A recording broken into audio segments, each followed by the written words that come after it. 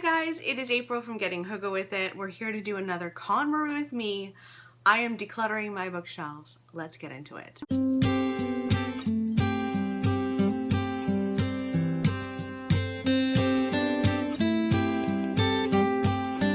you don't know, I have been doing a little series on my channel called KonMari with me.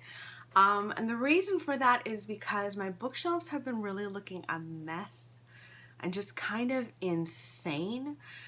Just like double stacked. It doesn't look nice. When I go to my bookshelf, I don't feel inspired and excited to pick a book. I feel overwhelmed and like nothing is there. You know when you have so many options that almost none of it seems appealing because you're not into them? It's been a problem for me. So I'm going shelf by shelf and I'm dwindling it down to 20 books per shelf. I'm decluttering and hopefully by the end of it I get to 20 or even less. Even less is even better. I have a couple of rules for myself. It has to be down 20 or below. I can put 2 books that I'm just not sure about on a limbo shelf. And if I do find myself ever going above 20 books, like I can't part with a book, I can go over to my limbo shelf and ditch one of the books from there to kind of balance it all out. Today we are working on historical fiction. It's a bit of a mishmash, lots of British stuff I would say here, but not entirely. So let's begin. So I'm starting with 17 books. Some of these are really huge. Which is why I could only pack 17 on this shelf. So I could actually just walk away from this video right now and be like done and dusted, like it's under 20, no problem. But that's not the point of this. The point is to be a little ruthless with myself. Be strong, April. So let's begin. First up is Exit the Actress by Priya Parmar. This is about a woman who becomes an actress in the oh gosh, what century is this? In the 17th century. And it is about her experience on stage. And she becomes also a mistress to Charles II.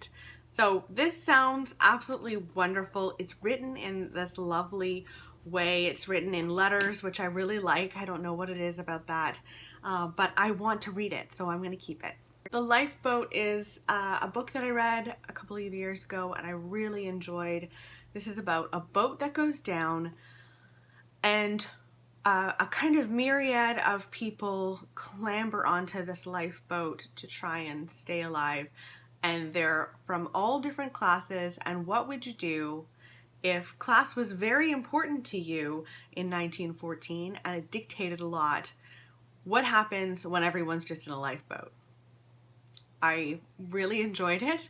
It has terrible ratings on Goodreads, and I don't understand why. I thought it was really, really great, so I'm going to keep this. People of the Book by Geraldine Brooks. I read one of her books and did not like it, but I think it might have been that I listened to it on audio. It was A Year of Wonders, and she narrated it herself. She is a terrible narrator. They have to stop allowing all authors to read their own books because sometimes they can ruin their books.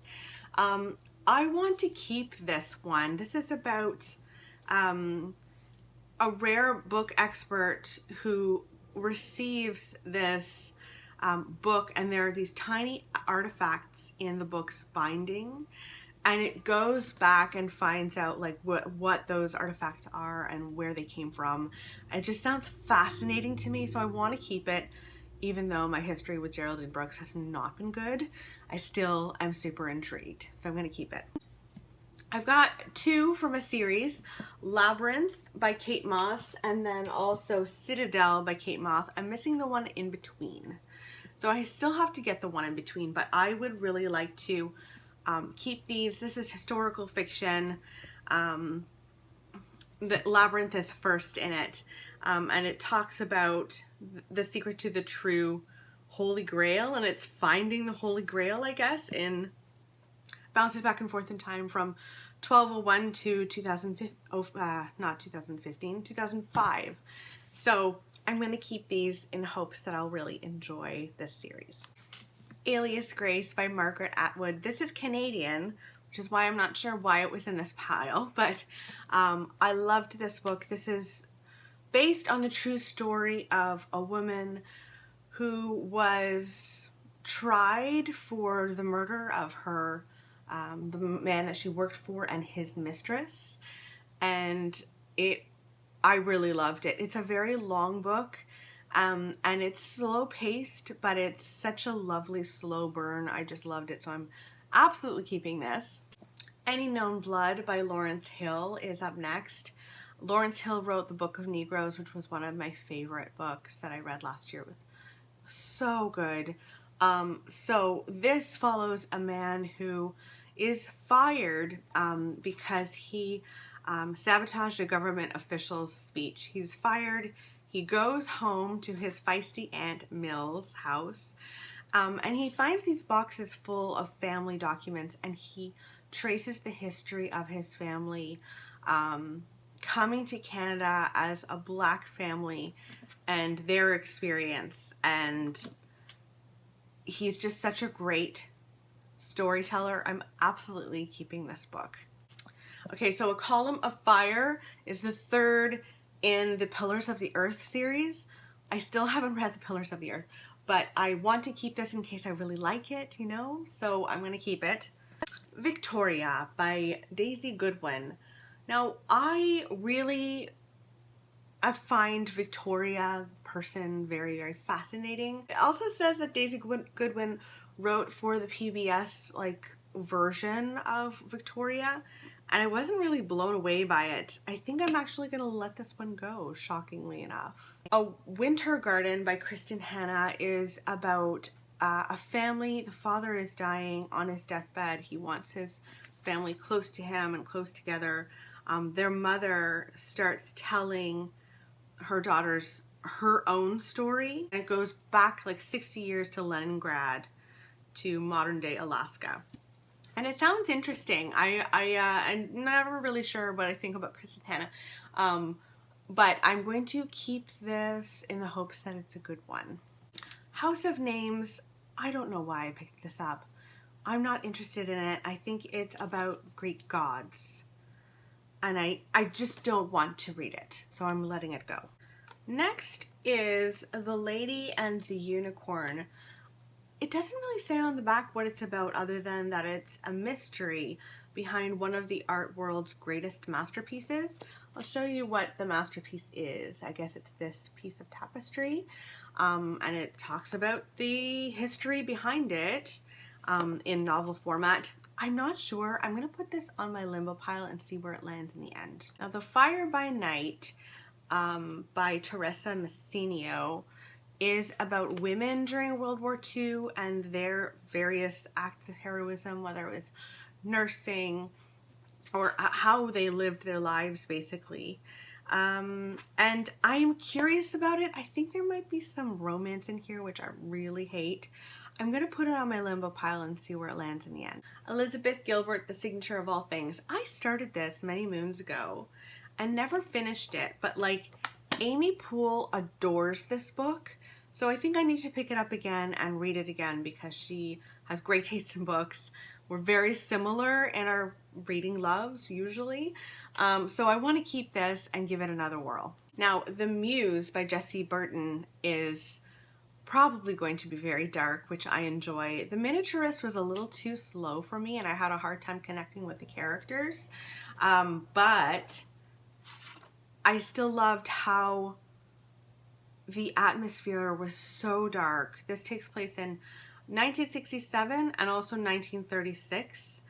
And it is about an artist. I think it's a female artist who goes under the guise of a male name. I think she actually uses one of her friends as a front and she's the actual artist. But at this time in 1936, female artists wouldn't have been very welcomed into the art world. Anyway, it sounds interesting. Maybe I should put this on my limbo pile though. I'm not sure. I'm gonna put it on my limbo pile. Ah, this one I can get rid of right away. Ruta Sepetys, Salt to the Sea. I really don't like Ruta Sepetys' writing. I read Between Shades of Grey and I found it deeply annoying.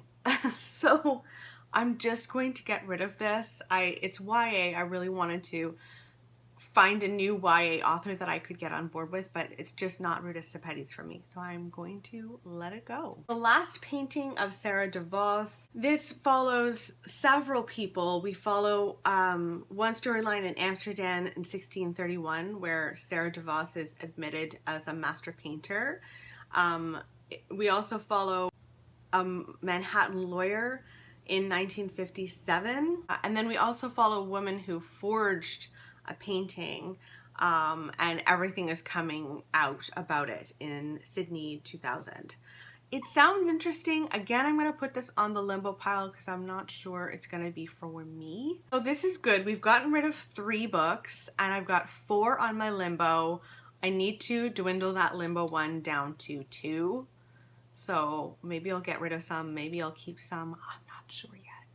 Okay, so I just read a little bit of each of them. I'm only keeping 1 for the limbo shelf.